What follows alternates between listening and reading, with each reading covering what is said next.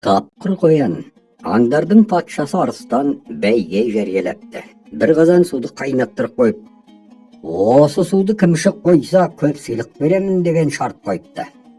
Аңдар бірінен соң бірі келіп, қанша өжеттенсе де қайнап тұрған суды ішуге батылдары бармапты.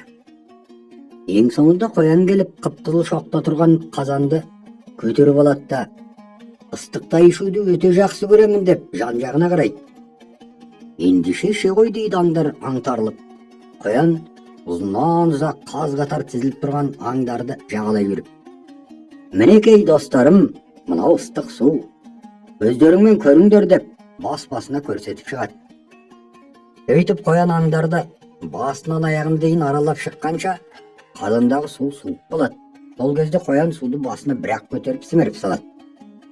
Шошынған аңдар ауыздарын ашып көздерін жұмысады. Ал алданған арыстан патша қоянға көп-көп сыйлықтар бергізіп, міне нағыз ер деп